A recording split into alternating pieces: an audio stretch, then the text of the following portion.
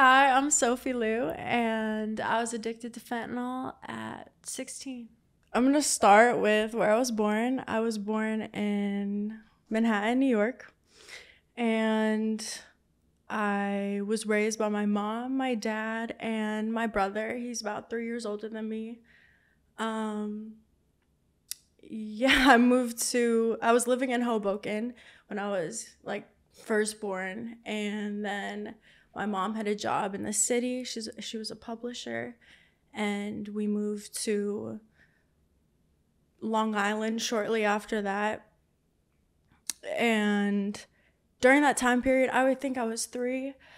I had after going to treatment later, I started getting memories of being touched by some weird man, but I felt like I knew him, but I couldn't put a face on it. I just saw little flashes of walking up a spiral staircase, and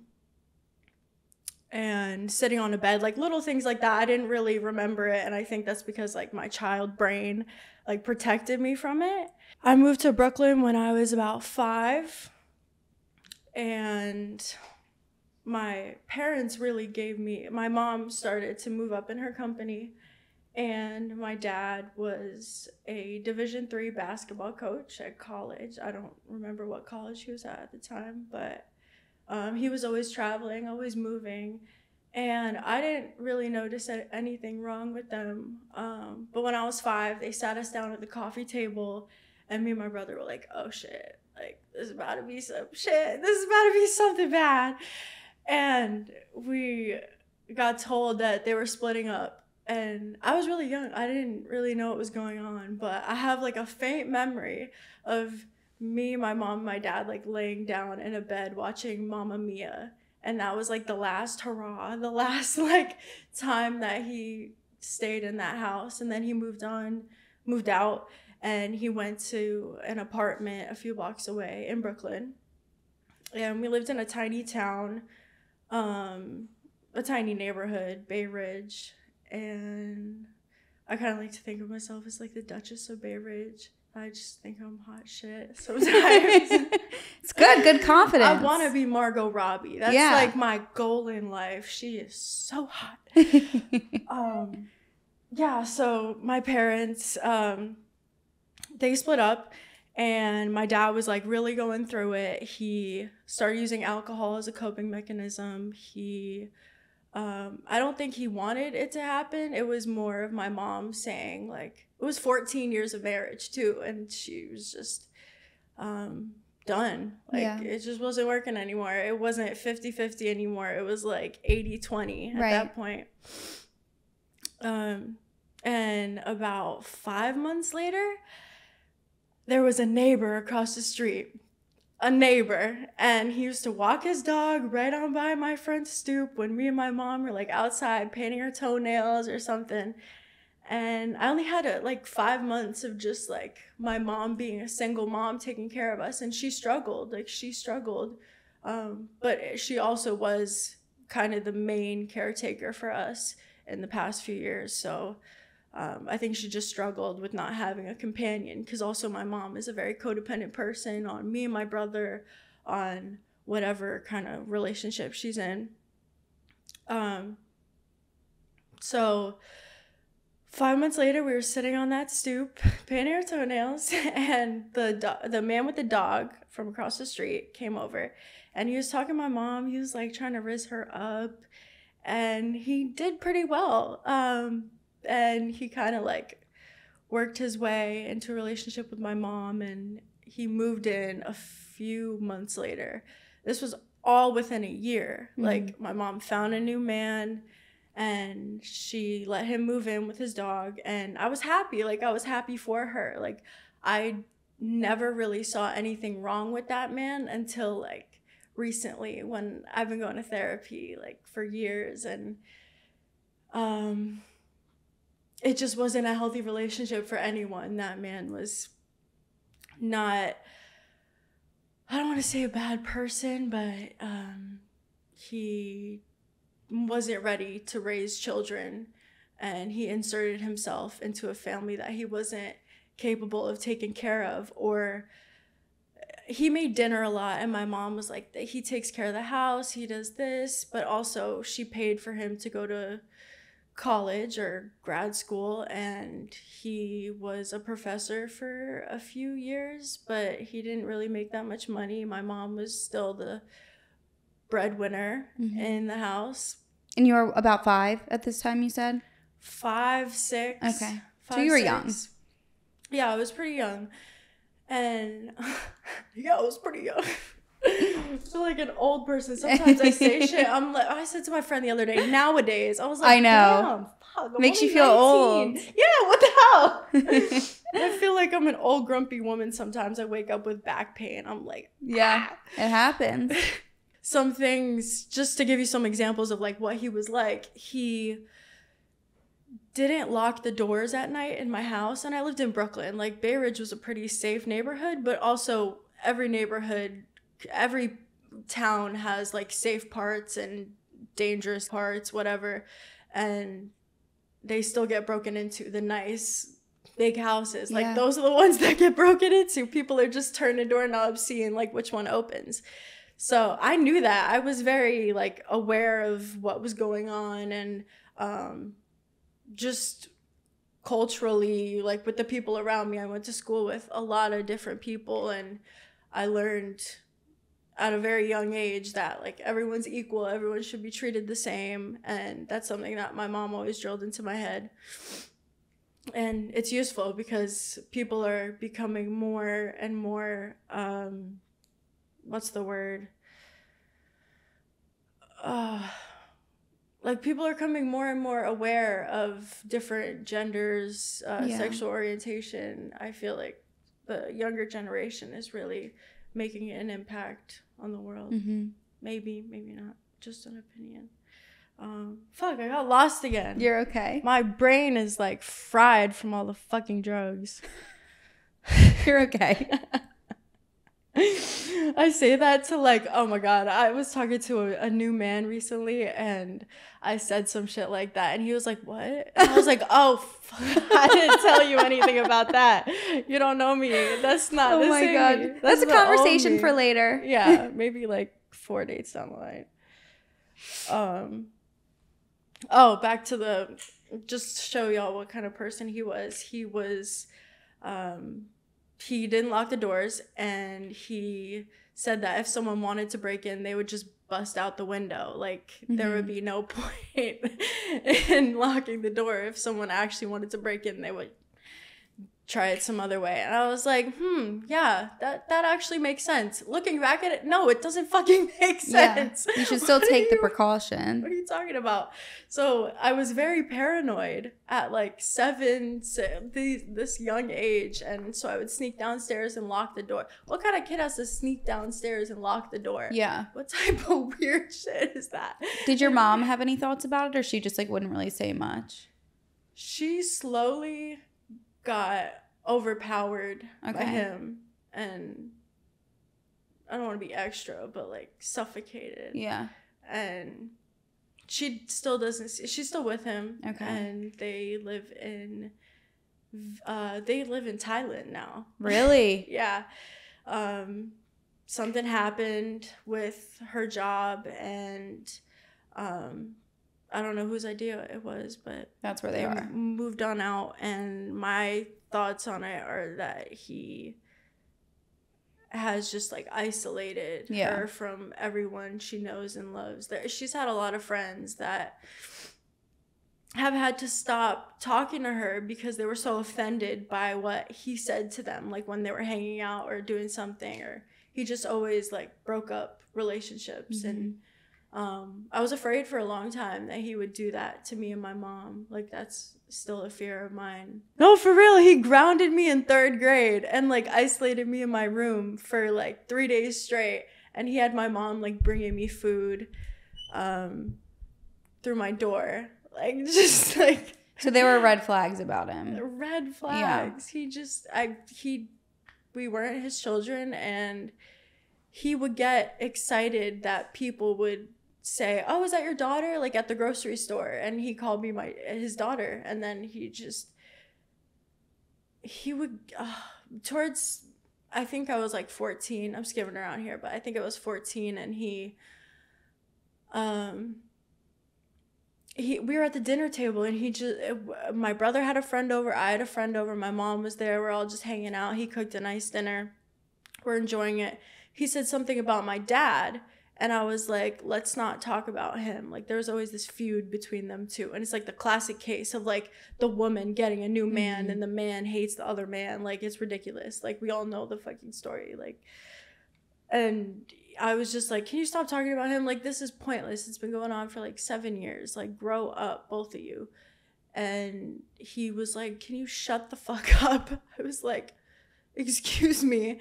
And I like went off. I was like, I'm not dealing with this man. And it was kind of like things like that when I started getting older and I was a teenager, where I started to realize maybe this is not the man that I should look up to, the man that I should look at as my father, because he was like a second dad to me. My dad was struggling. And he came in at a pretty young age for you too. Yeah, so. I have a lot of mannerisms that are the same as him, and it freaks me out because it's just nurture over nature. Is that what it is? Nature over nature? Something like that. I get what you're trying to say. Yeah, I know what I mean. Yeah, I guess it was just growing up around him. I have the same mentality. Like, I think at that age I started using food as a coping skill, and I started like hiding my body, and I didn't want anyone to see me. Like, I didn't really want attention from anybody. At school I was always wearing like basketball shorts and like big baggy t-shirts. I was terrified of anyone seeing my body. And then I would go, and I was playing basketball at the time. Like, I was in chorus in my school, like always in the school musicals. I was like a musical nerd, like weirdo. And I still am a weirdo. I take pride in that. It's good. It's good to be weird. Yeah, I was doing a lot of shit, but I didn't want to be seen. Yeah, I would go on stage and I like became this different person. Mm-hmm. And I like things like that, where I could just turn on a game face and be someone else. Yeah, take a break from being me sometimes. And yeah, it worked for a little while. Then I started about middle school, 14. I got introduced to this girl, and I think I was younger, maybe 12, 13. Anyway, I got introduced to this girl, and she was interesting. She liked the nightlife. Like, she always went out. She always introduced me to people. And from there, I kind of had like this sense of popularity in my school. And I kind of got excited. I was like, this girl like was just my in to this social group that I've never been a part of. Like, I've always been a part of and she was in the school musicals, and she was like in the dance club, whatever. Like, we were kind of doing the same things, and she had all of these friends that I didn't have and I wanted to have. And this like lifestyle that I wanted to have, I remember the first thing I did was like hit her Juul. Then I started hitting her wax pen, which is like weed pen. Then we started actually smoking weed and drinking a lot. I remember she was my first friend that ever got so fucked up where she was like throwing up all over my brother's bed, passed out all the time at parties. She was reckless, and I kind of picked up on that behavior, and I followed it. That's just what I was like, this is the life. Like, yeah. This shit is cool. That same girl, I was friends. We called each other best friends, but there wasn't any way in hell we were best friends. I was kind of like her pet, and I'd follow her around, and I did the things she didn't want to do. Like, I was her like mini assistant or some shit, and I just like ate the shit. I just took it. Like, I didn't have to, but again, she was my in to that community. And I think that was the first time I ever had a relationship where I needed something from somebody, so I stayed. Yeah. Like, I felt like I couldn't leave that person. And she oh my god, she like started rumors about me at school. She would like make names because like, oh my god, man hands was the thing, and I was so self-conscious of my hands for the next 5 years. Yeah. Like, even in high school, I was like terrified to show my hands. I like always had sweaters like down to my fingertips. I was like, I just can't, like, I can't have this kind of rumor spread again. And that was all while you guys were friends? Friends. So yeah, supposedly friends. Got it. Supposedly friends. She still hangs out with all the same people we did in high school, and she still does the same shit, probably getting blacked out drunk like everywhere she goes. College life, I'm in the kind of age where people are going to college.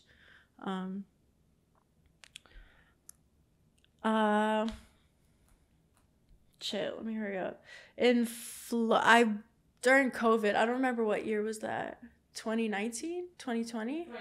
2020. I moved to Florida. My mom just decided to up and move for some reasons. And I was in Tampa, and I didn't know anybody. Like my stepdad was from Tampa, so it was his idea to like kind of go back to his old town. And how old were you at this point?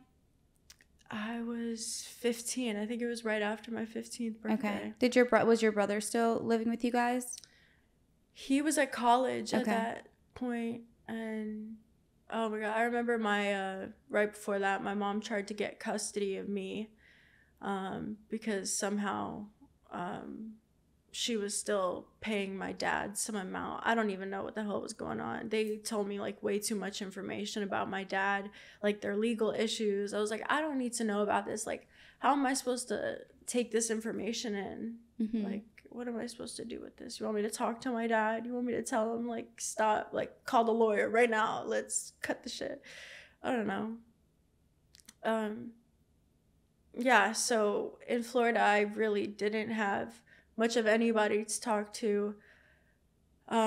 This was before school started back up again, and I was still in high school. And I was already failing my classes at my last school before I moved, before COVID and everything was online. But when everything was online, I just really, like, I don't know, I was just getting high every day in my room, like, not doing shit, stoned, smoking weed. And that became, like, my everyday ritual. The first thing I did when I moved to Tampa was, like, find a plug. I was so worried about moving because I didn't have a fucking plug. And, like, in hindsight, it just sounds ridiculous. Mm-hmm. But that was my, like, worst fear. Not, like, leaving my dad in Brooklyn. It was, like, I need to have weed or some kind of substance. I started, when school started back up again, I started taking the liquor from my parents' cabinet, and I put it in water bottles and put it in my purse, take it to school. And so you would drink at school? Oh, yeah. I was starting to drink at school, like, first thing in the morning, like 9 o'clock in the morning. And I got to school late all the fucking time. Not even 9 o'clock. It was probably, like, 12 o'clock because I was just getting up and going to school. And that became pretty regular. And I met a few friends at that school. I ended up dropping out. I went to GED school for like a week or two. I met some friends and I was like, hey, let's kick it. Like, I just came here for the people. I'm about to party with them. So I just dropped out of everything. I wasn't doing shit with my life. That was my plan, just party. Did your parents have anything to say about it, or they kind of just were like, do your thing? No, they didn't know I wasn't going to GED classes for a few months. So, like, they thought you were probably going to school, but you were just doing your own thing, type of deal. Okay. Yep. I was so deceitful. So, around this time, I started hanging out with this I got introduced to this girl. Her name, let me not say her name. You don't this have to. blue-haired girl. And she was a trip. She was heavily addicted to her prescription of Xanax. And yes, you could have a prescription and still be addicted. But she would, like, her and her mom were always in a battle. Like, someone ran out of their script, so they took from the other, and then the other took from the other, and then they had to go buy, like, street pills, and they were just in a whole mess. And that woman, she came out with a gun one time on her front lawn. I was like, wait. I just came to get my shit. She was crazy. I started driving her around because she was always so high. So we would take her car and we would just drive it around, fucking smoke blunts, like get drunk and drive, like dumb stuff. I remember she kept doing this thing and I was like, can you stop doing this shit? She would drive like 45 minutes out of Tampa to go get Xanax. They were not real Xanax. They were fentanyl. Mostly every Xanax that you bought on the street was fentanyl. I'd say every pill. Maybe not ecstasy, but ecstasy or Molly is now laced with meth. Like, you're not doing the pure shit. Unless you are, like, kudos to you. You're finding good shit. Don't die. Yeah, so she would drive 45 minutes out of her way to go pick up this Xanax, and then she would take it, and I'd be like, bro, like, now I have to drive. Like, I don't want to drive 45 minutes. Like, and this was the blue-haired girl's mom, right? No. This was her. This is blue hair. Got it. Okay. Ms. Blue. And I just little things like that piss me off. Like, when someone is incapable of doing something, quite literally, like, just, I knew she was not going to be able to drive. Because she would pass out on the wheel. And she had previously done that. Like, 2 weeks prior, she got arrested for, I think it was a DUI or something under the influence. But you weren't taking the Xanax or the pills at the time? No, she was? Okay. I wasn't.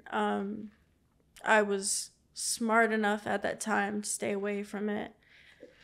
And then at this time I was hanging out with like 35-year-olds. I met this woman. She was, at the time, I thought she was like my best friend, like my second mom. I was not talking to my parents at this time. Like, I was completely ignoring them. I'd come home at like 4:00 in the morning, and then I'd go back out at like 12 and not come home for a few days and like restart the pattern. It was just all over the place. Yeah, I was hanging out with this lady. Thought she was like Mama Bear. We had the same birthday. We were like, it's just meant to be. Like, two drug addicts, just insane together. And how did you meet her? She was one of my friend's plugs. Okay. And she had 3 kids. She has 3 kids. And she, sometimes I'd watch them for drugs in return, like weed. I got my weed from her. Psychedelics I got from her. And she would just drive me around, like, pick me up, like, do whatever we wanted to do. Like, she was great. I thought she was great at the time. I was like, I love this woman. She's amazing. She, like, gives me drugs, free drugs, like, nothing else I could ask for at that time. That's all I wanted. And I was hanging out with this guy who was also a drug dealer. Blue-haired girl knew him and told me to stay away from him because he was dangerous. He was getting arrested a lot at the time. He was just not really a good person, but I was like, I see through him. Like, he's just, it's gonna be the love of my life. Like, he's got whole, like, sacks full of pills. Like, this is my shit. Like, always has weed.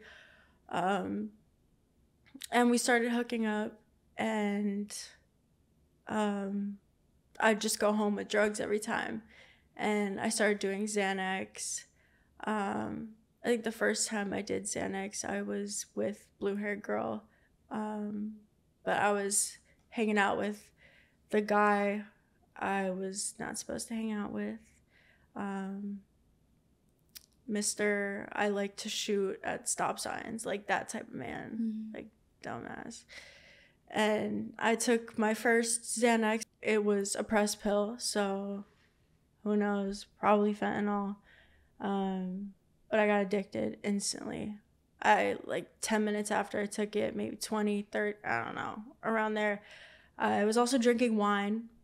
We were like, wine night with the girlies, and let's take some fucking press pills too while we're at it. And so she gave me that. She was so fucked up. Blue hair girl, she was so fucked up. I was like, I can't take this anymore. I can't babysit like this 22, 23-year-old girl. I'm not doing it. I was like, give me one of them shits. Like, I need to be on your level almost. Like, you know, when you're with your drunk ass friend and you're like, oh shit, maybe I should get on her level. Yeah. Like, you almost, like, it's just a thought that comes up. Because it seems easier to, like, be there than it is to, like, to handle it. Yes. Or, like, to be like the mom. Yeah. So I took that first pill. I was instantly addicted. We were on the beach. I was just feeling myself. I wasn't feeling myself. I couldn't feel shit. I was numb as hell. And I thought I was having a great time. I was, like, taking ass pics on the beach. Like, I was really out there. I was far gone at that point. I was doing that for about a month and a half.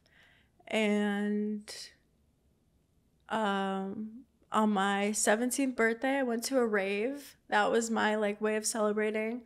I was 16, and I think we went a little bit before my birthday, but I was 16 before that, obviously, and I was hanging out with this girl who was 19. So she was a little bit older than me, but still, like, my brother's age, like, kind of a weird dynamic. Like, she knew a little bit better than me, but we're still doing things like the night we went to the rave, I took 2 beans of Molly, and I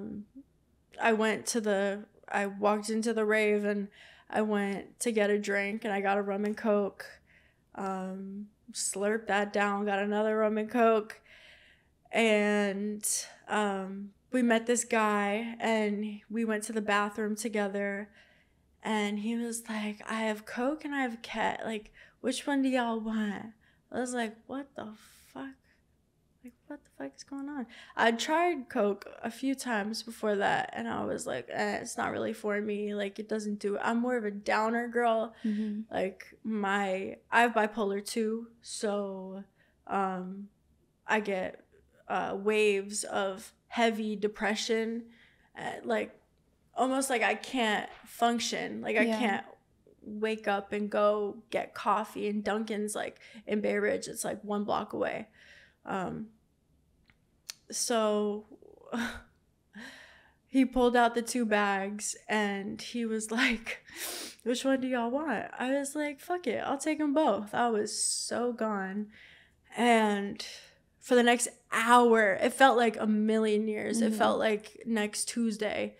And, oh, by the way, this was on a Tuesday. Like, who the fuck goes to a rave on a Tuesday? I don't know. Maybe some people, but should it be 17-year-olds? And I remember looking at that toilet. I think I was in a K-hole, maybe. I don't know. Only time I've ever done ketamine. Never again. I was staring at the toilet bowl, and I thought I was going through it. Like, you know, in the tunnel where that big thing, like, appears in some magical movie, and you, like, walk through it, and you're, like, in a different universe. I thought that was happening. Delusional. Delulu. A few days later, I was 17, and I was doing fentanyl every day. I was snorting it, chewing it, like letting it dissolve in my mouth, whatever, like made it go down faster. And what did that make you feel like? I didn't feel anything. Just numbness? The thing is, I don't remember most of that time period. Like, there's a whole hell of a lot of months that I don't remember, because it's kind of like a memory loss pill. Benzodiazepines, but also fentanyl. Like, I really couldn't tell you where I was half the time when I was taking it. I was being crazy. Like, I was on perks, fentanyl, Xanax, smoking weed, drinking alcohol. Like, I should have died. I should be dead right now. I don't know how I'm still alive, but I'm very thankful. There was a night where I was just going crazy in his house. Like, I was off all those drugs, and he kicked me out, and I was walking on the curb. And that same night, I was in my apartment complex at my mom's, and I was in Tampa.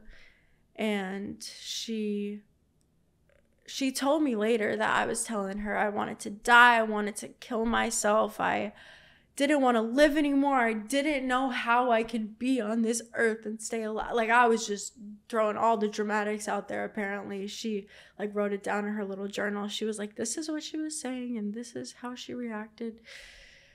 And I don't remember any of it.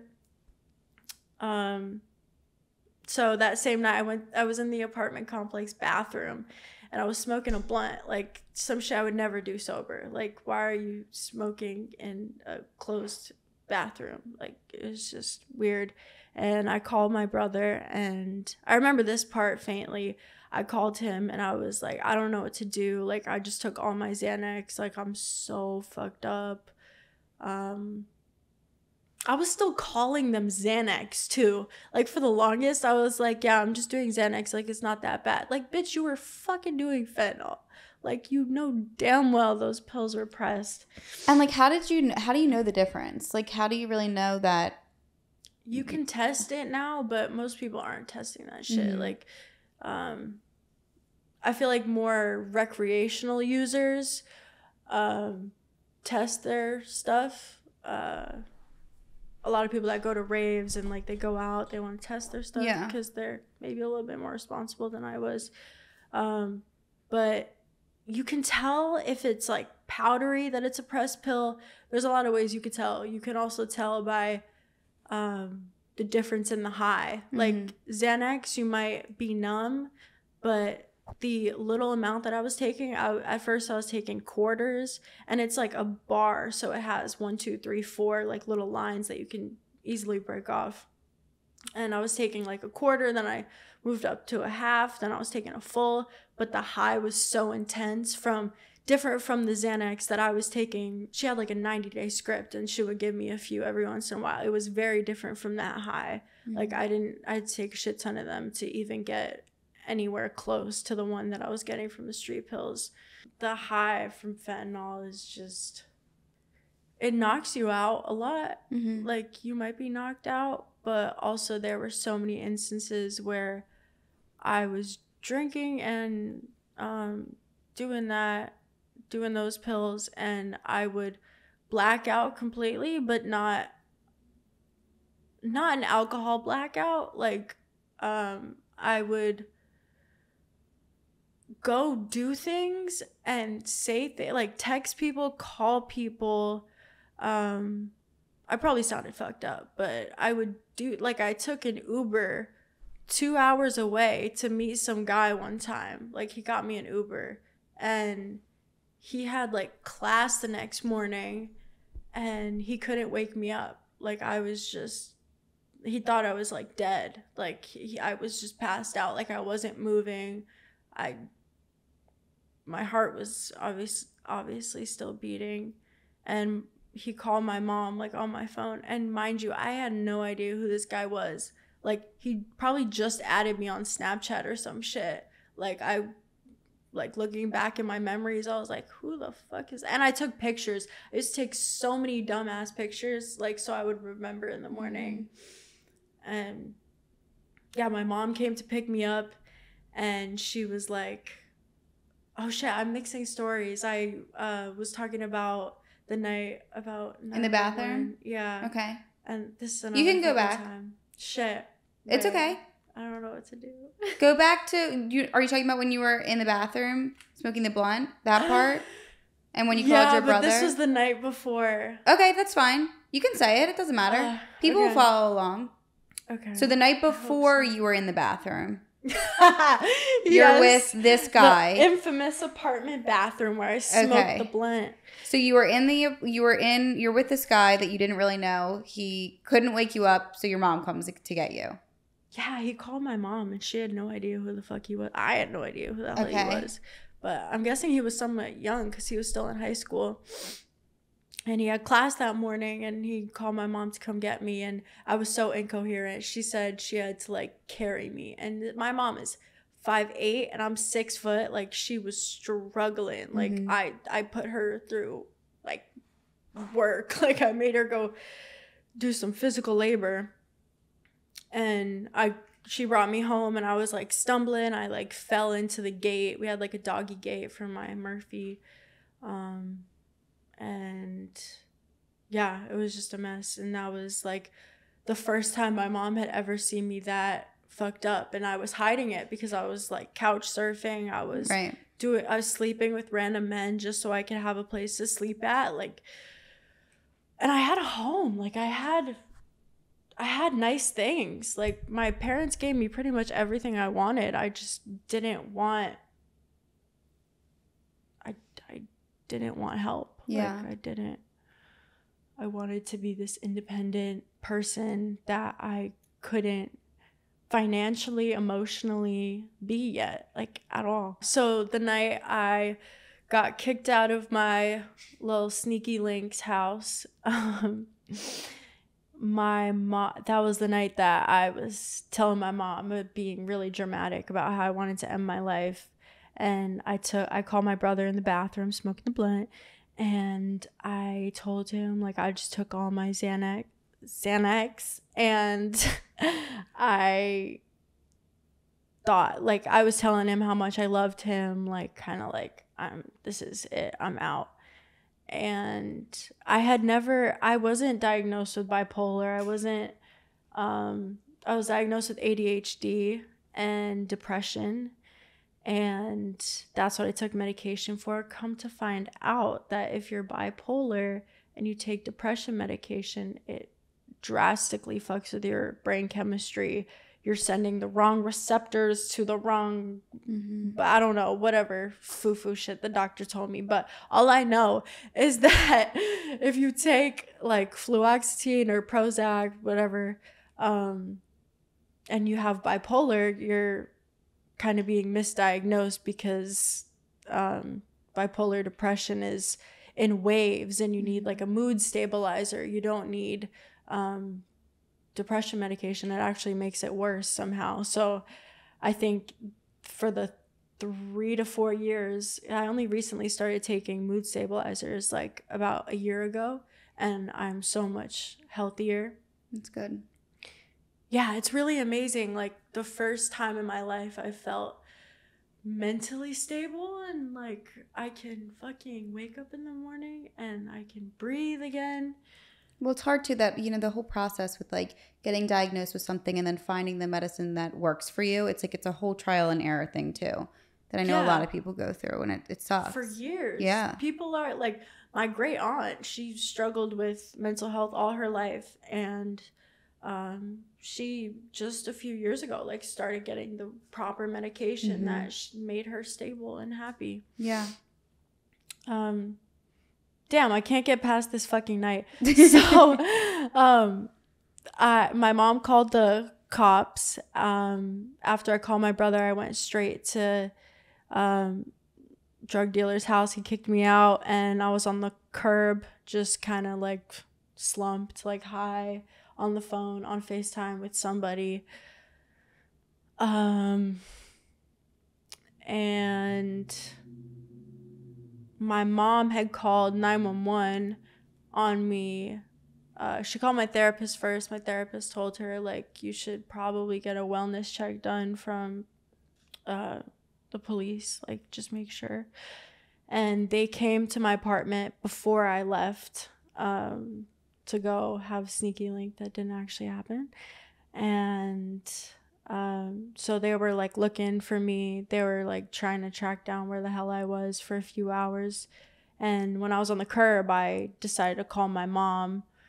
So I called her and I was like, can you come pick me up? Like, I don't really know where I'm at. I'll send you my location. Like, I didn't have any words. I wasn't like gonna talk about anything because I was high as fuck.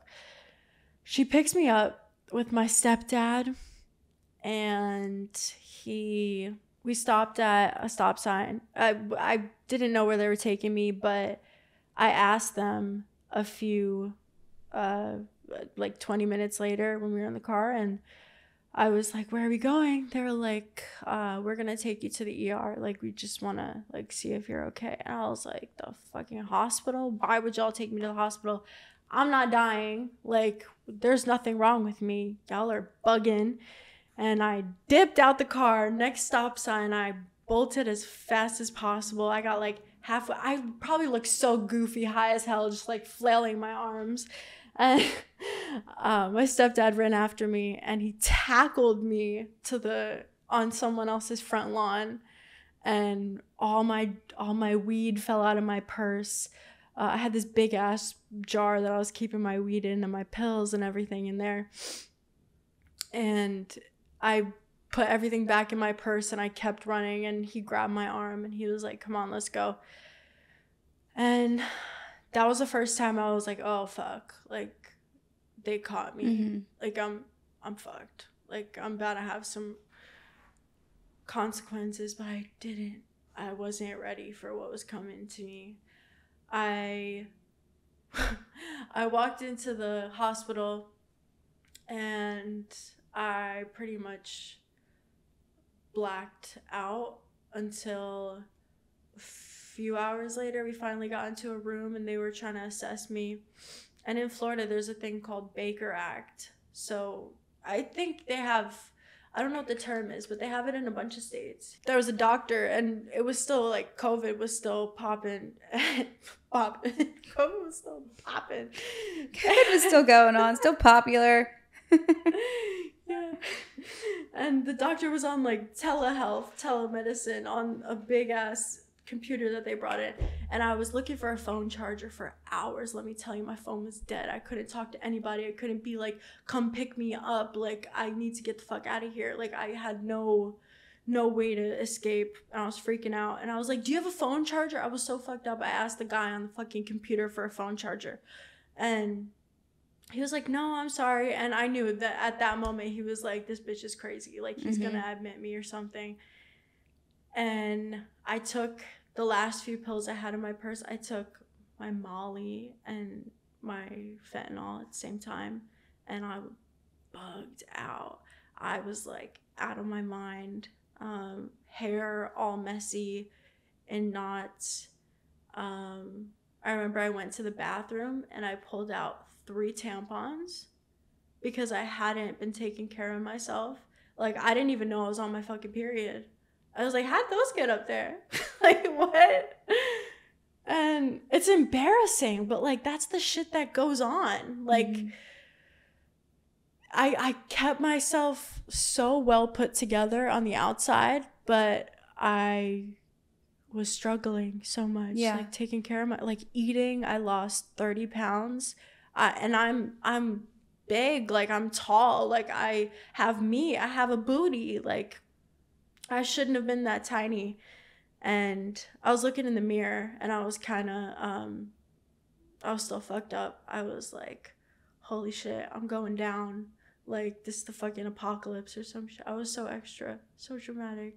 I couldn't accept it. Like, I wasn't gonna accept what was going on. And I was still plotting to get out of there. So I got back to the room after I used the bathroom, and they took my purse away. They took my phone away. even though it was dead, I was like, you dumbass bitch, it's dead anyway. I was so rude to those ladies, the nurses, and I started fighting with them. Like, we got verbal, and I don't even remember what I said, but I was so out of my mind. I was probably cursing at them, and I started fighting them, like, physically. I started throwing hands, and they had 2 police officers come in and get me, and I fought them both, like the security, the hospital security. I fought them both, and I was kicking, punching them. They couldn't like, what's it called, detain me? Mm-hmm. Like, wait, is that when someone's being arrested? Restrain Yeah. me. They couldn't restrain me. So I think they brought in someone else, and they had me strapped down with leather straps on my ankles and my wrists, and they sedated me. They booty juiced me, like, right in my thigh. I was like, fuck yeah. They were like sticking a needle in my thigh. I was still trying to kick. My legs were like like. How old were you? It was like 4 days after my 17th birthday. I was like, this is a great present. Thank you, Mom and Dad. They were struggling too. My mom was sitting right there. She didn't want to see me. She didn't want to see me struggling like that. Like, she did. I'm her baby still, and I still have great relationships with my mom and my dad, but she didn't want to see me, like, getting restrained in a hospital. Mm-hmm. Like, especially because she didn't even know really what was going on the past few months. She thought I was going to GED classes, but I was just out. I think she assumed I was smoking weed and drinking a lot, but she definitely didn't know about the pills. Mm-hmm. And she knew about psychedelics, I think, but she really didn't know it was... Like, the severity of it. Yes, the severity. Yeah, so I got Baker acted, put on psychiatric hold for... I was in the psych ward for 6 days, and they escorted me in a van. It looked like a prison van almost. I was freaking out in there. That was, like, the first time I'd ever been... in a place like, in an institution. I was never institutionalized. I think I was in the psych ward for 6 days, and I wanted to get the hell out of there, but I didn't know where I was going. I knew I wasn't going home because they broke that news to me while I was in there. I had a mental breakdown. I was like, I'm not going to rehab. Like, I don't need it. Like, I genuinely thought I was fine, and So is that where they were taking you, in the van? To rehab? No, they took me to the psych ward, and in the psych ward I found out that I was going to rehab. I got driven by, I don't know what you call it, escorts. Like, this man and woman, they drove me to Georgia from Florida. Bumblefuck, Florida. I don't know where I was. It's like in the middle of nowhere. The fences, holy shit. Like, you're caged in. There's no way you're getting out of there. And I was a kid. Like, I had no... I guess if you get a 5150 anywhere else, like, they just take you in, like, against your will. Because I don't know how you can do that to kids, but not adults. Maybe they do, but... I think they do, actually. The first time I ever, like, lost my sense of freedom. So when I was in Georgia, I caused mayhem. I didn't follow rules. I was so against what we were there for. I was, like, sniffing Tylenol in the bathroom. Like, who the fuck snorts Tylenol? Me. I'm insane, once again. And I started doing things that the other girls in there were doing. Started self-harming, like, all this shit, like, giving myself stick and pokes, and just learning new things, learning about new drugs. It was like any way to get that, like, fix. Yeah. And the kids I met, I was in a place that was like 13 to 18. So it was all adolescents, and we hung out. I had like 2 boyfriends in that bitch, like, starting relationships for no reason. because I knew it wasn't going to go anywhere after that. Oh my God, weird ass story. There was a man from that place, like 2 years later, we hung out. He was at my apartment. He would not leave the next day. He was like, oh, I have no way home. I was like, how the fuck are you going to get here and then tell me you have no way to get home? Figure it out. You're a grown man. Oh, never again. Never with a man that I met in those places. Yeah, I bounced around from there to a sober house. I went from Georgia to Maine. I don't know why. It was And you still weren't sober at this point because you were just like trying other things and. Yeah, I was doing like whatever I could to get a little sense of gratification. And then I went to this sober house and there was in Maine. I didn't know anybody in Maine. I didn't like have any idea how to get high. The best thing I could do was go to a liquor store around, and I was 17. I was 17. And I didn't have a fake ID with me. My mom threw away 3 of my fake IDs. What kind of 16, 17-year-old has 3 fake IDs? Like, of some random people. I don't know how I got them. Did I steal them? I have no idea. Like, so one of the places I went to, we had to wear scrubs. Now, this was like a psychiatric / rehab / eating disorder clinic / whatever the fuck. It was crazy. Yeah, so the pink scrubs, people were like running away. We had about 8 hours of therapy a day, different groups, classes, and we had to earn points to gain our things back.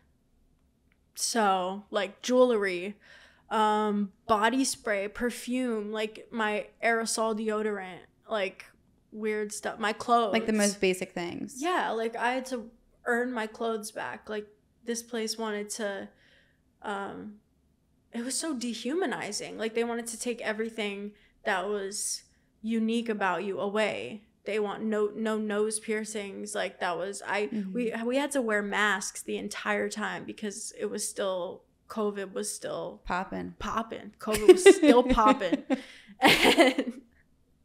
And I used to like put a staple in my nose so I could keep my hole open. No dirty thoughts. And oh my God, I just did some weird shit there too. And there were all types of people with different disorders. And there was this one girl who, you can pet her. You say hello, Bluey. Hi. Hi, girlfriend. Her tail is so fluffy. Hi. Come on, you come in? Come on.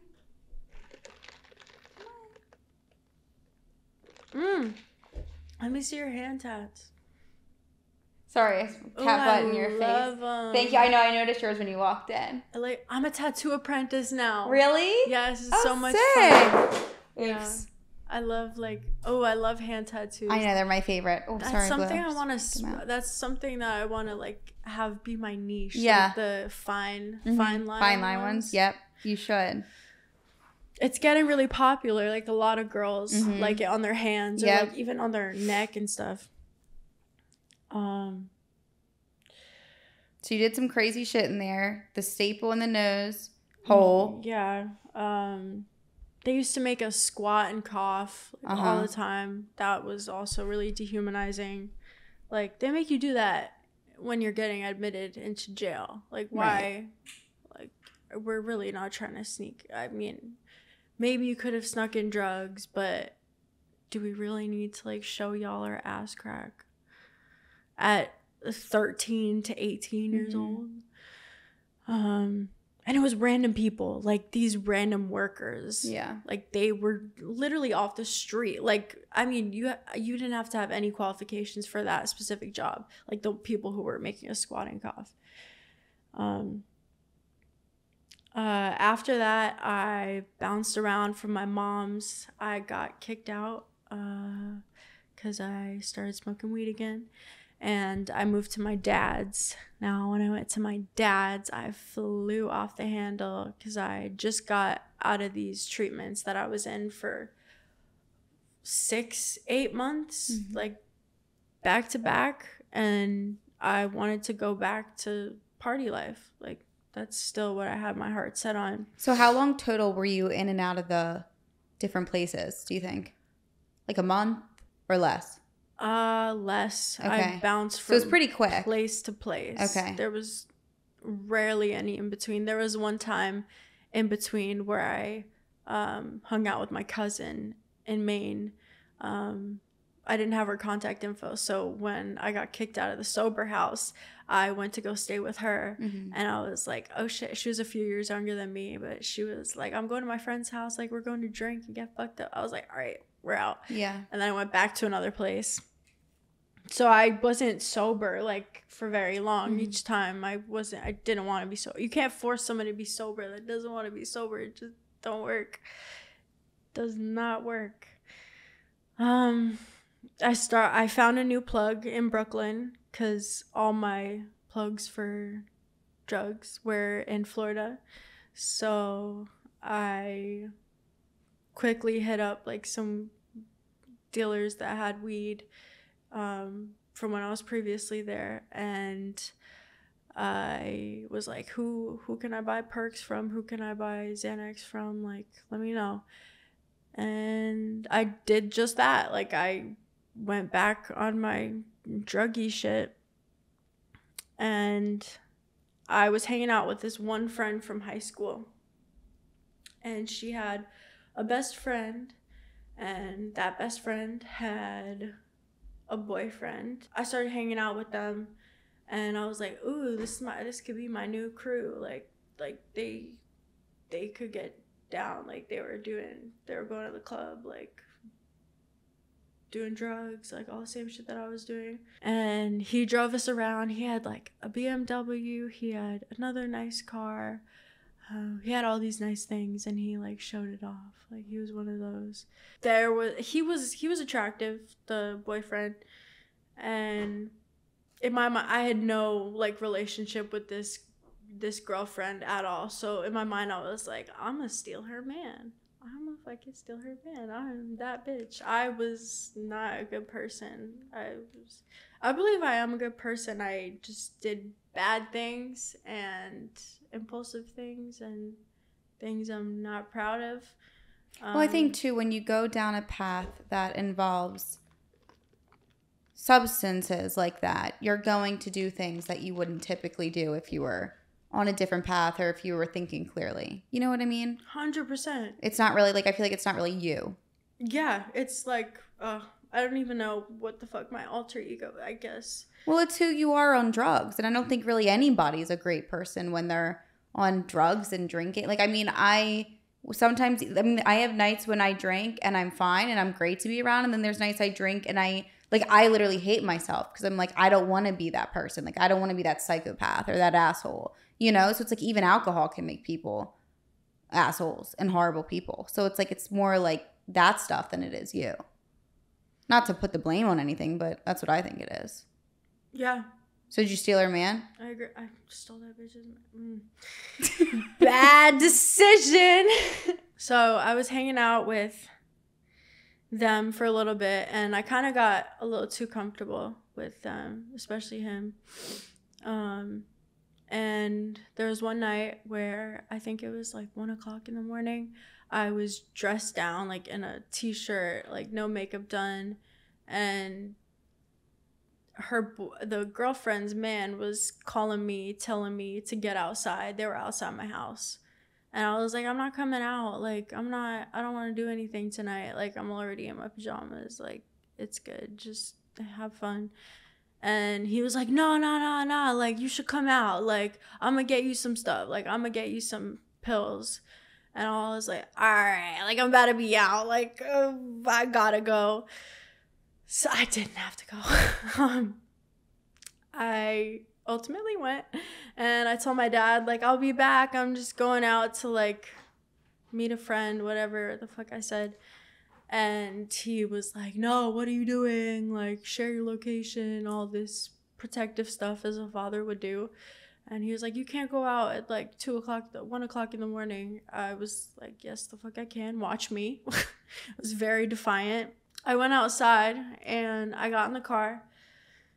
And I don't know how maybe I gave him my address like some other time when he came to pick me up, but he knew where I lived like pretty well. And I got in the car and immediately I noticed that the girlfriend was drunk as fuck, like passed out, like not able, like incoherent, not able to speak. And he was like, oh, like, let's just go to the bar, let's just go drink, some shit like that, like, let's go drink. And I was like, she can't drink, like, clearly bitch is like fucking slumped, like looked dead. And I was like holding her hair back, and she like opened the door and she threw up. And I was like, all right, like, she has to go home, like, let's just take her home, like, let's go. And I was still fiending for my drugs. I was like, I'm not leaving without my drug. Like, he offered to buy me some pills, he's gonna buy me some pills. And we dropped her off. I walked her to her door. And I didn't really know. I didn't know her last name. Like, I didn't really know anything about her. So I don't know why I was hanging out with her alone without my actual friend being there. We took her home, walked her to her door, and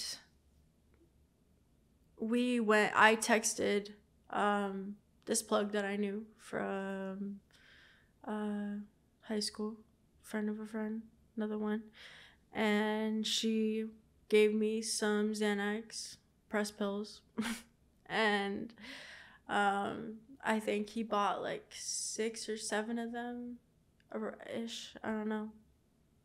And I was already on. I took my last pills that I had, maybe about pill, maybe. I think I had 1 left. I took it, and then I walked out, and I was drinking in the back of the car before we were dropping her off. Like, she's like dead in the front, and I'm back there like getting wasted, like, hey, like, let's get lit. I just get so mad about like this whole situation, because there were so many things that I could have done to prevent it. But after like going through therapy, I know it wasn't my fault. Like, I was stuck in the cycle of like, I needed drugs to survive at that point, and I kept using. The decisions you make are also only based around that. You're not thinking about your well-being or anyone else. Like, your thought isn't even yourself. Your thought is just, like you said, the drugs. And like, I think it's not even about viewing it as an excuse. It's just like, that's just what it was. Like, it's this, you know what I mean? Like, it just is what it is. Yeah. The biggest thing I've had to accept. Yeah, acceptance. The biggest thing I've had to do, like the hardest thing I've had to do, is just accept that it literally is what it is. It's not. How old are you? Change. You're 19? 19. Like, I mean, I haven't heard the end of where, you know, up until where you are now, but like, you're still so young. I know. You know what I mean? So it's I feel like a fucking grandma, though. But like, you are so young and you have so much life ahead of you. And I feel like the fact that like you already had, you're fine. The fact that you already had like all of this happen. I'm sorry, you were saying. You're fine. Go ahead, Ma. Let's hear it. I'm so ready. I was just going to say that you know, the fact that you already have had all of this experience at such a young age, like, it only sets you up for so much more time of like positivity and learning from it. And like, I feel like it's so easy for people to say like, oh, you learn from your past and your mistakes and what you've done. But like, all that shit's very real. Like, what you went through, the decisions you made, good or bad, like, you made them. Like, and it sucks. And you might look back and be like, oh, I could have done this, but you didn't. Mm-hmm. So now all you can do is learn from it and move forward. But like, I don't know, like I just look at it as, if you're in a bad situation and you're going down a dark path, you're going to do dark things. It's that, it really is that simple. Like, if you're like, you are what you surround yourself with. If you're in a good place, It's going to be a less likely chance you make shitty decisions or shitty things happen. But like, you can't, I don't know. Like, you can't beat yourself up about it. No, I can't. And just don't do it again, or then I'll have to beat you up. I wouldn't mind. Like, you're so pretty. I'll beat you with the broom up there. Hell no. We got the goods, and I took them all that night. I just kept eating. Because when you're on drugs, sometimes you forget that you even took the dose that you took, and you're so fucked up. You're like, oh, let me take another one. Like, you're not taking it responsibly. No, not at all. Like, and even if you have a prescription, sometimes that's what people do. Yeah, they abuse it. Eating them. Yeah, we were on our way back to his apartment. He was like, we're just gonna stop there, like maybe get something to drink. Like, I needed to pee. Like, I don't know why I went back to his apartment, but I did. And I kind of liked him. Like, I didn't trust him like that, but I knew that he was someone I wanted to get with, so I was like, fuck it, like, just go back to his apartment, whatever. And right before we walked in, I was walking up the steps, and he said he had a friend over, and I knew his brother. So I, like, right before we walked in, I was like, yo, don't let some bad shit happen to me. And we walked in the door, and I saw 3 people sitting on the couch. I was like, what the fuck? Like, 3 men sitting on the couch. And immediately I was like, what the hell? I was still 17. And they were all older. They looked like mid-20s, early mid-20s. And we were drinking. They had Hennessy. And the boyfriend, the man, the main man, he knew that he just bought me the drugs. He knew what type of shit I was on. He knew I probably shouldn't have been drinking that much. Or he just wanted me to drink that much. I think that's exactly what a lot of men do. They get you fucked up, and they think they have a better chance of getting with you. Like, even if you're, like, friends with them, like, a lot of guys that say they're your friend, like, will just hang out with you. And especially being a minor, like, I still can't, I mean, I get alcohol by myself, but I have my ways. But a lot of people can't just get their own alcohol at a young age unless you have fake ID or whatever. So there's a power dynamic when someone else is getting something for you that you literally can't get. So yeah, I just don't trust men. Don't trust men. Period. End of story. So we were playing, like, Truth or Dare, and this whole night is such a blur. I didn't really start piecing things together until intensive therapy, like going through it and breaking down, like,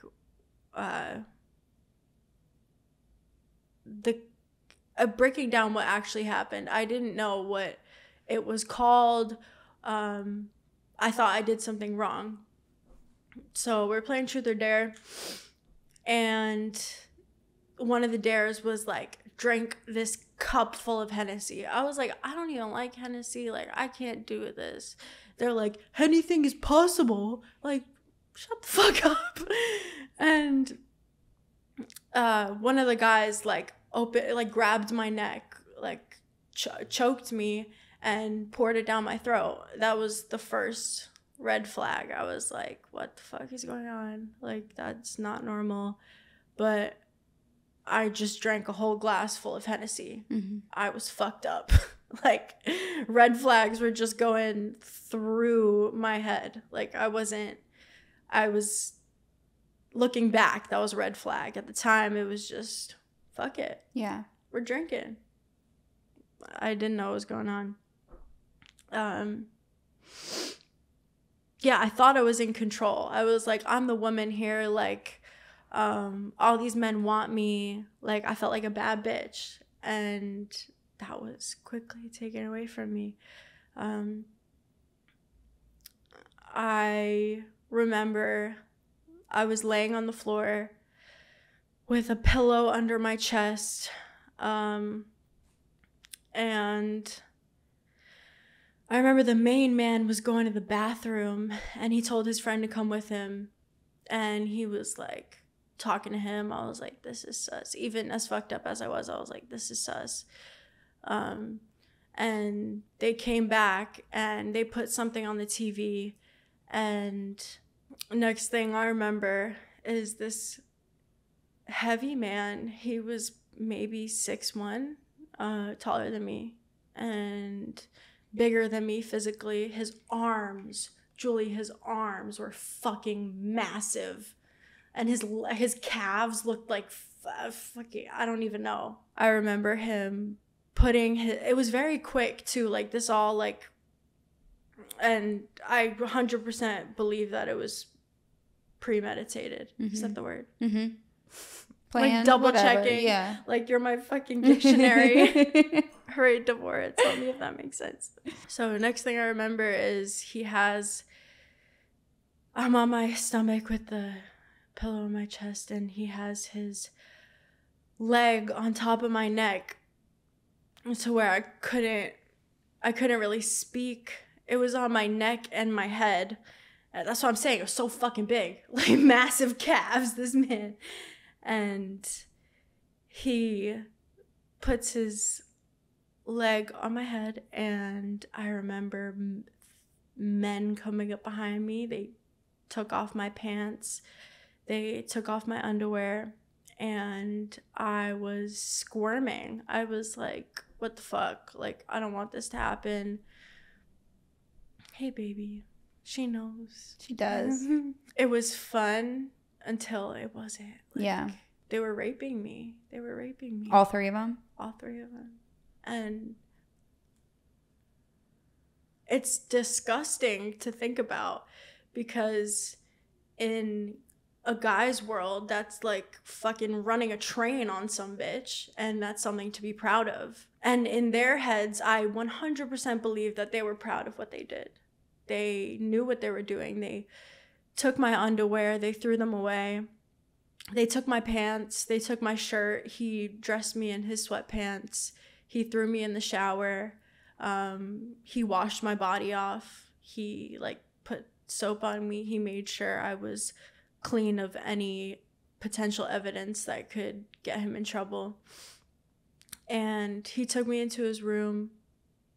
This is one of the last things I remember. He took me into his room, and he put the sweat. Also, like, when I was taking the shower, like, the three men were in the bathroom with me, and it was this tiny bathroom. Like, I just felt trapped. I was like, there's no getting out of this. There's like, what the fuck? Am I gonna be here forever? Like, is this the end? Like, a lot of shit was running through my mind.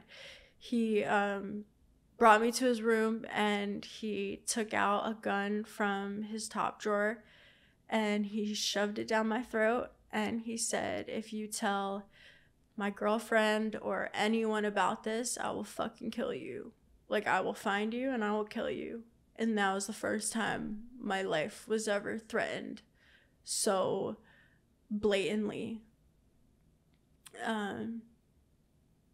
I fell asleep, and I woke up at about 6 o'clock in the morning in his bed with him on top of me, with him inside of me, like, still, like, what the fuck is going on? And I kind of just accepted it. I woke up because he was choking me. Like, he was choking me, and he was biting on my neck, like, trying to give me hickeys. And it wasn't just like a sensual thing. Like, he wasn't like loving on my neck. He was biting, like, bite marks. It was just an aggressive assault to begin with. And a few hours, I fell back asleep. I was probably still fucked up. I woke up in the morning after that, probably about like 8 a.m. and I grabbed my stuff and I walked to the hallway. He was not in the room, so I grabbed my stuff. I walked to the hallway and I seen the guy and his 3 friends. And they were just sitting on the couch eating fucking Popeyes, like normal, casual as fuck. And I walked out and I went home and I copped from my plug and I got high and I forgot about it until a few days later when my dad got a call from the girlfriend saying, your daughter's on drugs, she's sleeping with my boyfriend, all this shit. I don't know. I think I might have told my friend that I slept over his house, and she told her best friend, obviously, as any best friend would. But it got misconstrued as consensual sex. Even though I thought I was going to hook up with him anyway, I had no idea that it was going to be like that. It wasn't consensual at that point. I think she was like, where were you at all night? I was like, oh, I was at his house. She's like, what the fuck?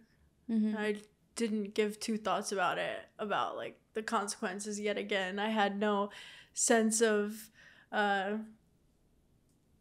consequences for my actions. Like, I just didn't give a fuck. Yeah, so my dad got that phone call and he told me my grandma was sick and we had to go to Long Island. And so I willingly went. I was like, okay, let's go check on her. I took something before I left and I woke up. I remember like being in a hotel with him and I was like, why aren't we at the hospital? He was like, oh, we're just gonna wait till tomorrow, it's too late. So I woke up the next morning and I look over at my dad. He's like on his computer, like so calm. I was like, if grandma's in the hospital, why the fuck is he so calm? That's his mom.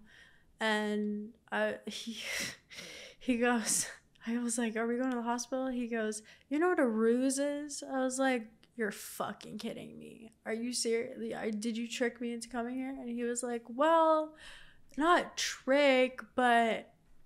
And then I fought him on going to another facility. I was like, I'm not going back to one of these places. Like, y'all kept me in there for like 3 months, and I thought that was the worst.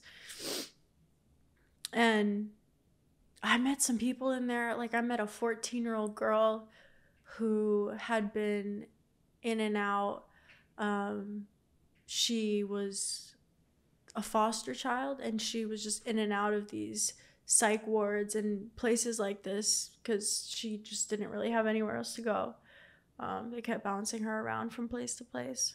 I looked at an Uber to try to go back to Brooklyn, and the price was like $200. I was like, all right, I don't have that money right now, so I'm fucked. I'm stuck here in Long Island. Like, who the hell? And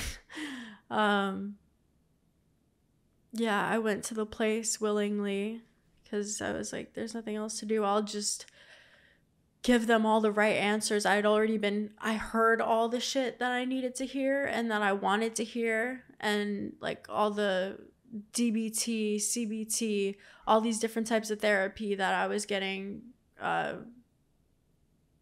took in, and I was gonna use that as my excuse, say I'm not an addict, like I don't need to go to this shit, like I'm good, y'all could just send me home. And they had a system there. You had to go through phase 1, phase 2, phase 3, all this shit, and you had to do a lot of work for it. We would clean the whole place, sweep, mop, clean toilets. We were doing the shit. Like, they put us to work. Like, we all had jobs in the place. And I remember I was there for 7 months. I did 7 months of cleaning. Wow, it's a long time. And in the same place this time? Yeah, this tiny building. It was such a tiny building. We went And it was very military like we had to stand in lines for the bathroom, and they'd be like, they had this little code. It was like left or right, and you say, I need a left, which is the stall. And then if you say you need a right, it's the sink. You just want to go wash your hands or whatever. So we'd have to stand in a line, wait for every individual 2 people. There was probably like 40 of us. So if you needed to pee, you had to wait till the bathroom break, and you had to wait your turn in line. There was no just like free for all. People are just walking around. Like, no, everyone was in the same place at the same time. So when you were at this facility, did you get sober? Like, did you have any access to anything, or you weren't? I was completely sober for 7 months. I did the shit. I played by their rules. I was like, at some point, I was like, there's no way getting out of this shit unless I get through it. Like, I need to. Some people were in there for 14 months, 18 months, 9 months. Like, I was hearing all this shit when I first got there. I was like, that's not going to be me. I'm going to breeze through this. And I tried to. I did it as fast as possible, and as fast as I could. It was 7 months. Like, that's how long they wanted you to be there in their program. Did you, when you got sober, when you were in there, did you start kind of feeling better and like having a clearer head and everything like that? Or did you still have that like want for drugs and partying? I still had an itch. Okay. But I was going back and forth between like, what do I actually want? I started drawing in there, which ultimately was helpful because it helped me get this apprenticeship, and I had so much free time on my hands, but I was staying sober, and I was like, maybe I could do this, but I still had an itch to get aside from myself, like to get high. I graduated high school there. They had a credit recovery program, so that was amazing. I didn't think I was going to graduate. I literally thought I was going to be a dropout. And I turned 18 in there. I finally graduated, and I went to go live with my grandpa for a little bit. It was slow, but I was getting high almost immediately after I got out. I had a little boo thing, and this is like the year we were supposed to go to college, and he was getting ready to go. Yeah, he was going to parties and shit, and I was jealous. I was like, I'm at home trying to be sober. This shit sucks. So one night I just decided, I met him at a party. He told me where he was going, and I was like, surprise, motherfucker. Like, I'm here. He was like, what are you doing? I was like, I'm trying to get drunk. And he was so against it. He was like, he's a good man, but I didn't want that at the time. I didn't want a good man. I wanted someone to treat me like shit. Like, my whole perception of what I deserved was so skewed. Like, I really thought that I deserved a man that would treat me like shit. The first week I was there, actually, I told my therapist about what happened, and she was like, when did this happen? I was like, 3 days ago. She was like, do you want to report it? Like, where did this happen? I was like, Brooklyn. She was like, do you want to tell your dad? I was like, no. She was like, well, you kind of need to if you're going to report it. I feel like I almost got pressured into reporting it. Like, it was the right thing to do. Like, I should have done that. Like, I was again, like, playing into their game. Like, also I wanted to get the hell out of there, and that would be a good excuse, like, to go back to Brooklyn. Like, I could just run free. Like, so I went to Brooklyn SVU, and first of all, I had 2 males like interviewing me, and at first I was like, oh, it's fine. Like, I have a good relationship with my dad. Like, I could talk to men easily, but at that time that was not beneficial for me. I don't think they were like trauma informed. I don't think they really had any training with, I mean, you have to, as an SVU detective, like, what are you doing if you don't know how to talk to a victim or someone who's coming in to make a statement? They questioned me for hours. It was like 14 hours that I was in this tiny room, and they showed me pictures of the men. They printed them out. They had like previous arrest records, and they made me do a recorded voice call. So I called the man, and he had been texting me after I left his apartment. Do you want to come work? Like, I'm trying to make some money with you. And I didn't know what the hell he was talking about. It just went right through my head. And they were like, he's trying to pimp you out. Like, the detectives told me that. I was like, oh shit, maybe I should do it. I was like, this would be my out. We did the recorded call, and he basically just admitted that that's what he was trying to do. Like, he was trying to, I asked him about that night. He was like, what are you talking about? We were just having fun. Like you're part of our shit now. Like, this is what we do.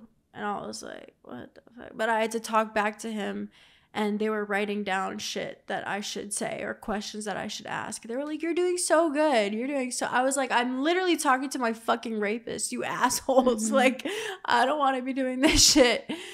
Especially a week after it happened. I didn't have any time to process. I was still like, I just checked into a new facility. I was meeting different people. Like, I didn't know what the hell was going on. My mind was just scrambled. And I kept going back probably about 3 times. And ultimately, they were not convinced. The DA's office was not convinced that they had a strong enough case. They didn't have enough evidence. I didn't get a rape kit. I really didn't think there was any point in getting a rape kit after they threw me in the shower and took my underwear, and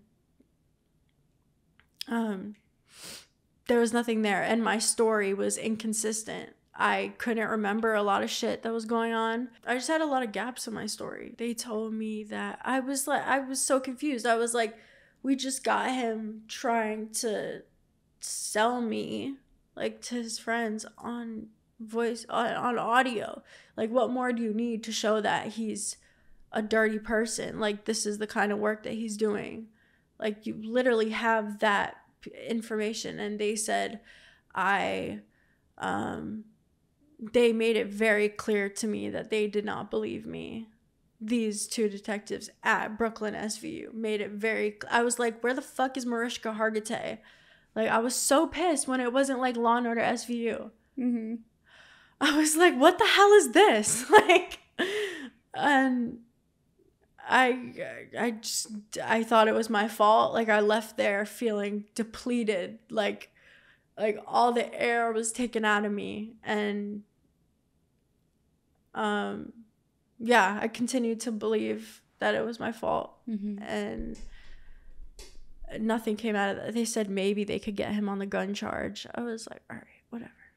So nothing happened with the case, basically? Nothing happened. Okay. Nothing happened. And the worst part, they made me write a note to the DA's office basically saying that it was consensual, the whole thing, because they didn't have enough evidence. So they wanted to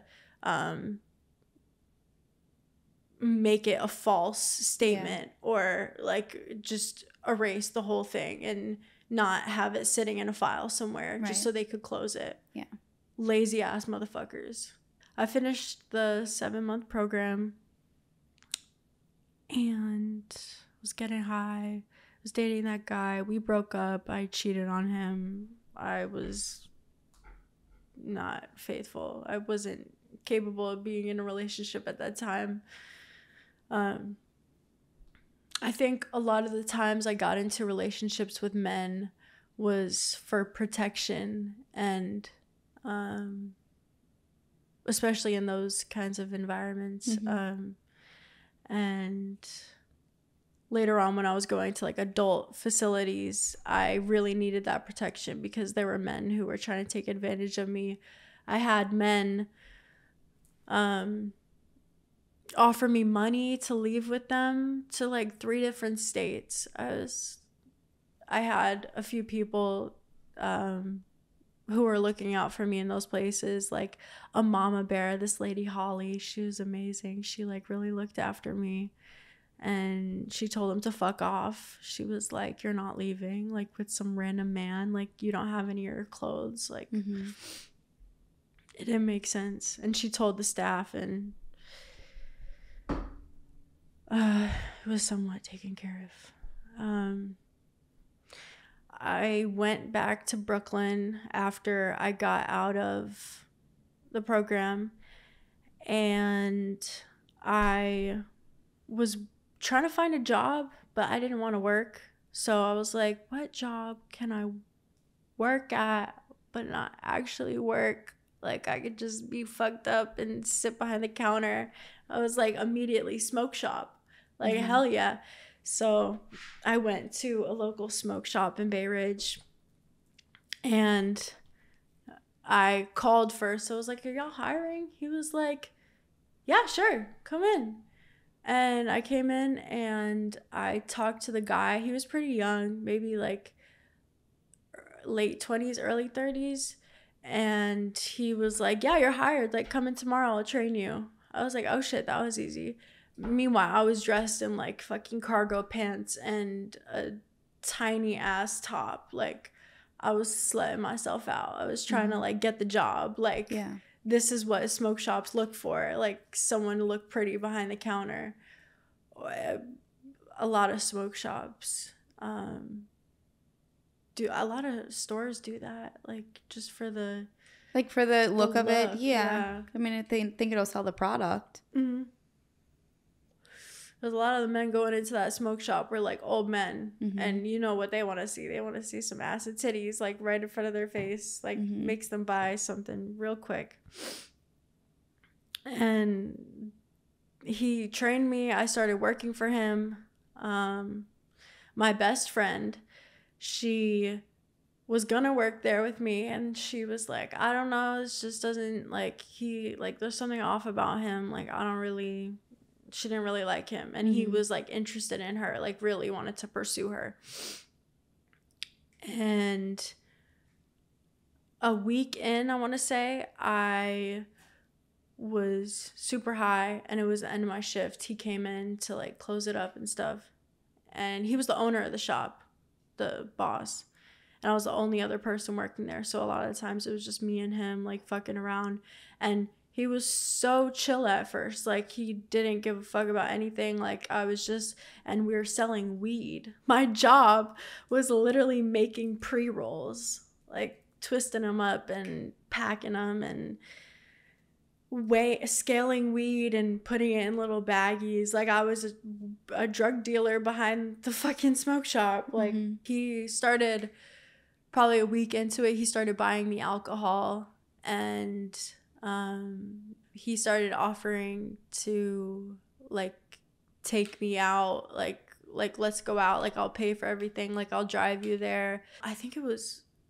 Halloween, as I was like in this costume. We went to a strip club. I went to a strip club with my boss, and I was on Percocet because he had some, and he put some in a water bottle.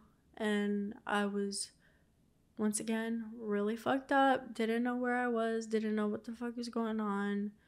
And I got home at like 6 o'clock in the morning. And my dad was like, what the fuck were you doing? I was like, business trip. Like, what the fuck?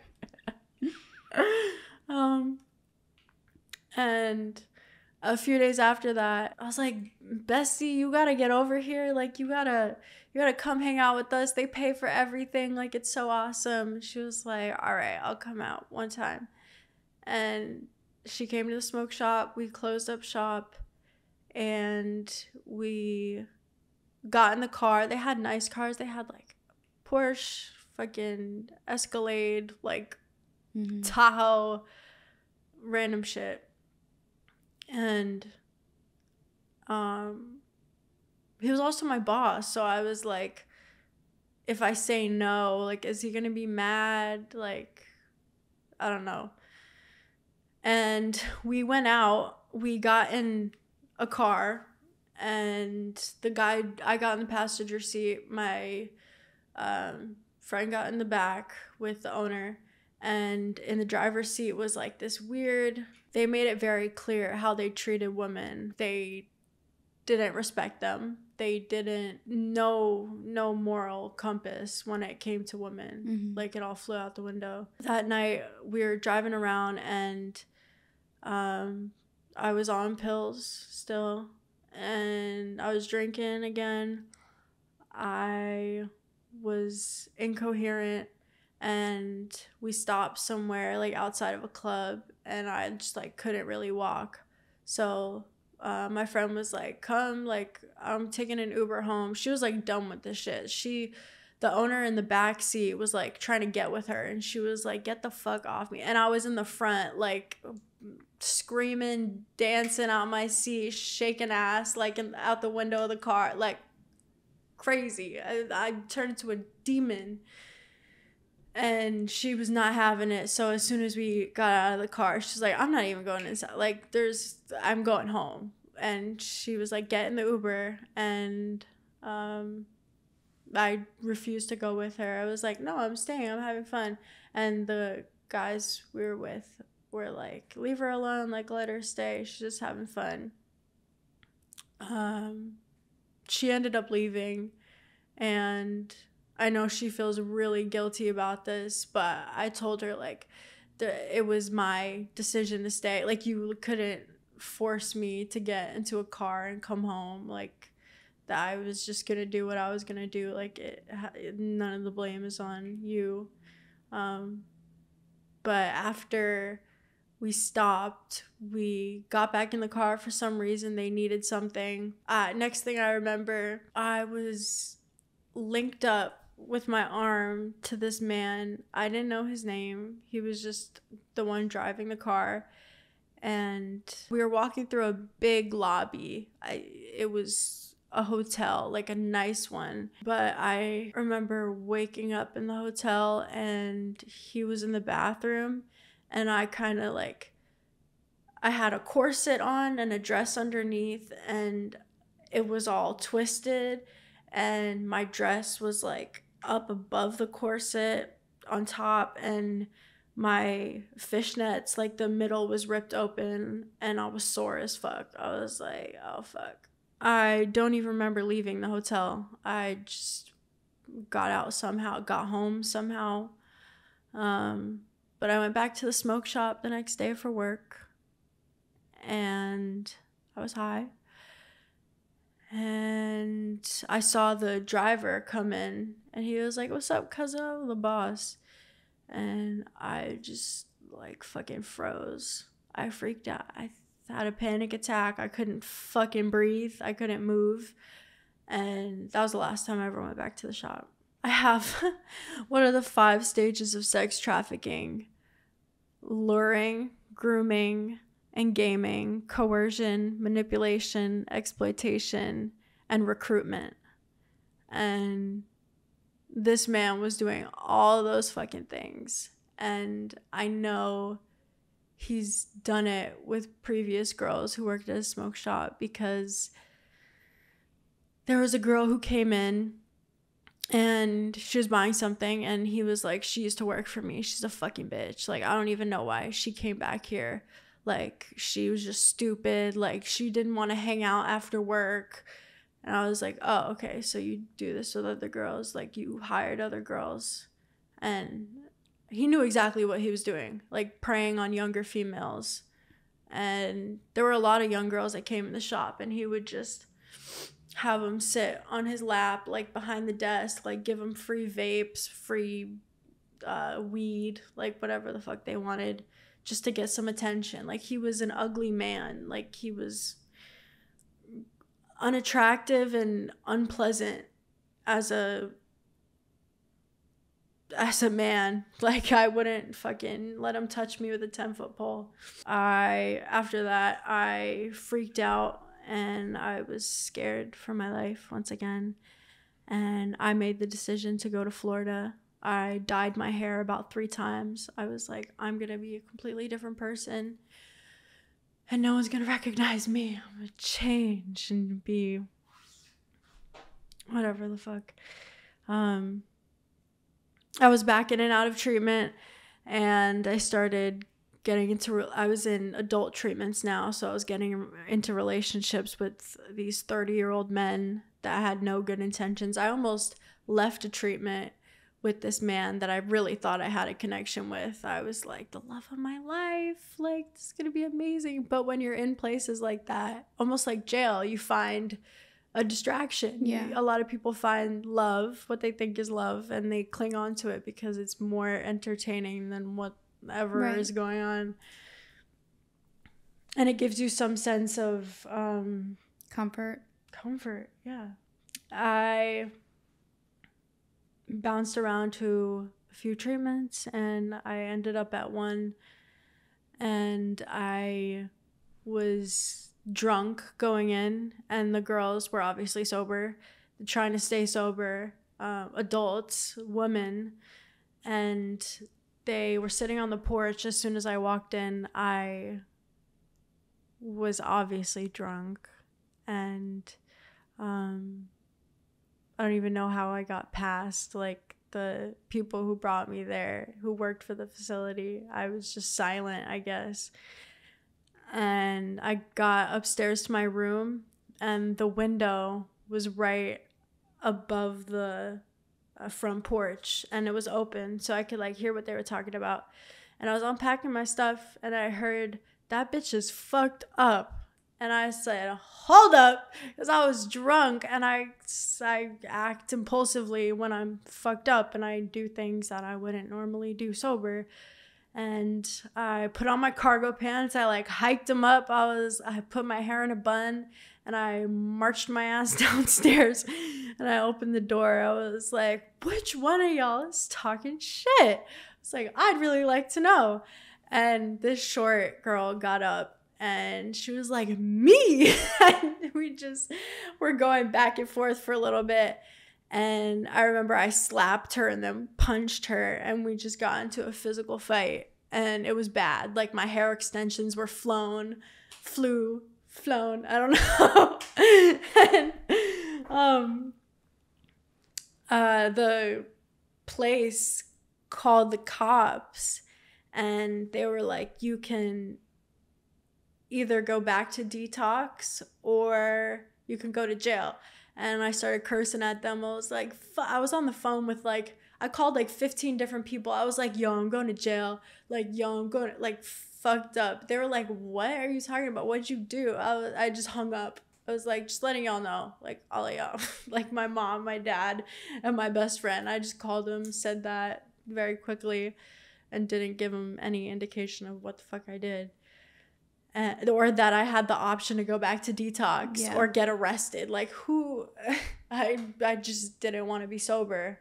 I was like, there's no way in hell. Like, I'd rather go to jail for one night than be back in detox where they're gonna tell me what to do, tell me when to eat. Like, I was so sick of people telling me what the fuck to do. I hated authority to begin with, but I couldn't stand the fact that I had to listen to these people and I couldn't leave. Mm-hmm. Like, a lot of the times in high school, a teacher would say something to me that I didn't like. I would storm out, walk out of the building, or walk out of the classroom. Like, I was very non-confrontational. I would just run away a lot of the time. I'd say now I'm more confrontational. I hold my tongue sometimes, but I stand up for myself more. So I got arrested. I actually met a friend in jail. Like, we were in the drunk tank, and there was this girl across from me, and she was pretty, and she looked pretty young.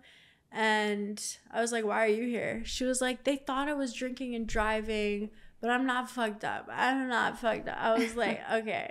Yeah. I was like, me too. I'm not fucked up either. And we got out and we went to brunch the next morning. I was so strange, but it just happened.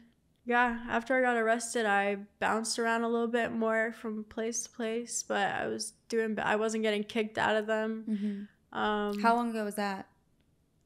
This was 5 months ago. Okay. When I finally decided, I called my dad, and I'd been doing good in these programs. One of them was harm reduction, and that's where you come in and you basically, you can smoke weed, but you can't drink, and you can't do psychedelics, and you can't do illicit drugs like that, but you can smoke weed in rehab. It's the weirdest thing, but that's what got me stable. I was like, I can't be in a place like this unless I have something. And I was just smoking weed all day, working my job. And I had a car, like things were going well.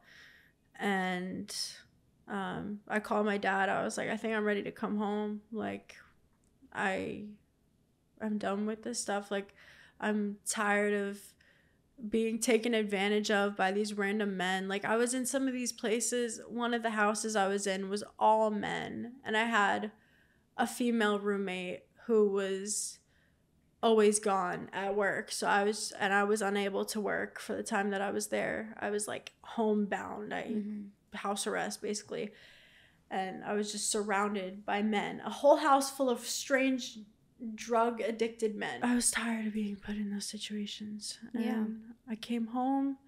I was like, I need a career. I need to figure that out, because I was tired of like waitressing and doing these small little jobs, like not getting enough money. Like, I want a luxurious life. Like, I want to be and in general, I think too, like, you need to feel fulfilled.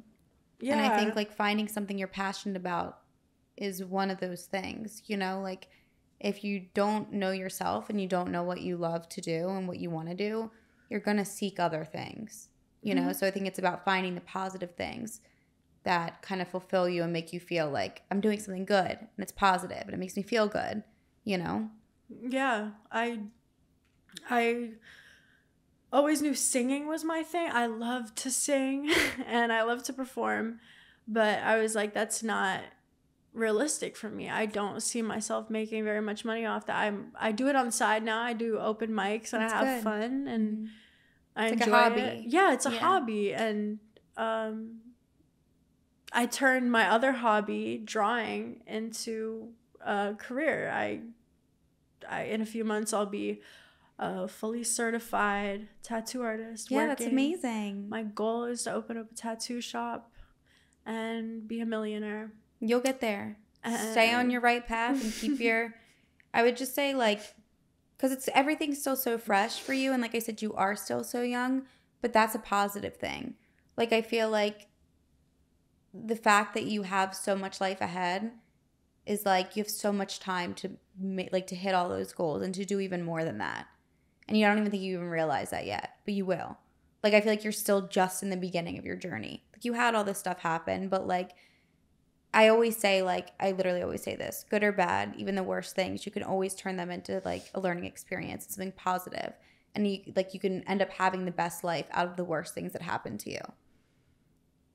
Yeah, and going back to what we were talking about earlier, like, it just is what it is. Like, it's not going to change, and it's a part of your history, your past. But that doesn't define who you are at any point in your life. Like, what you did even yesterday doesn't have to be who you are today. Like, you have full control of that, in my opinion. I don't care what anybody else says. So that's my opinion of it. I agree with your opinion. Good, you should. Oh my God. So you've been sober now for 5 months besides weed? Yeah, I smoke weed. I drink a little bit. Mm-hmm. I'm not... It's just more controlled now. Yeah, and it's so strange because I've had this thought drilled into my head that it's either you're addicted to the heaviest drugs you've ever done or you're completely sober. And I was like, that's just not going to be... Like, I'm fucking 19. Mm-hmm. Like... I don't want to be. Like, you want that balance. Yeah, I wanted that balance for so long. I just couldn't do it. But I'm in a place right now where my head is good. I'm mentally stable. I have a rule where I don't drink or smoke weed when I'm sad. I only do it when I'm happy or feeling like stable. Like whenever I'm sad, I try to process my emotions because that's the only way to do it. And if I get high instead of processing them, then I'm just back at square one. Yeah, and I was going to say too, I think that taking all those drugs and drinking a bunch of alcohol, a lot of times that can be like a mask. And I feel like now is your time to find who you are and what you really like and what you enjoy outside of those things. And I think that throughout that process, as I'm sure you've seen, unfortunately, you do have to face your demons and you do have to go to therapy and like sort through the negatives that happen, because I feel like that's what's going to like make you stronger and get you to a better place. But I don't know. I feel like now is your time to figure out like who you are today and what you love doing and what brings you happiness in a sober state. Yeah, because everybody deserves to have something that they like really, really love and enjoy that isn't toxic. You know what I mean? Like, everybody has their flaws. Everybody in their lifetime does something bad, something negative, something toxic. But like, we all deserve to experience like the joys of life. Just something that just makes us happy. Like, fuck everything else. Everyone else, everything else, just something that brings us happiness. You know? And I've seen so much in my life already that I don't want to see any more shit like that. Like, I know what I'm getting myself into when I see something that reminds me of a dark path that I went down. So I'm very cautious of who I surround myself with and who I trust, because I've given a lot of trust to a lot of people that shouldn't have screwed me over. Yeah. And a lot of men, like my view on men right now is just be cautious, because I mean, I was having this conversation with a friend the other day. Men as a whole are not terrible people and shouldn't be looked down on because other men's actions. Like, not all men are bad. Just like not all women are bad, but some women do bad shit. Like, it's just everyone's different. Yeah. Be aware. Life. Yeah, be aware. You did great. Good job. Seriously. Let's go. And thank you so much for coming on and sharing your story. I appreciate it.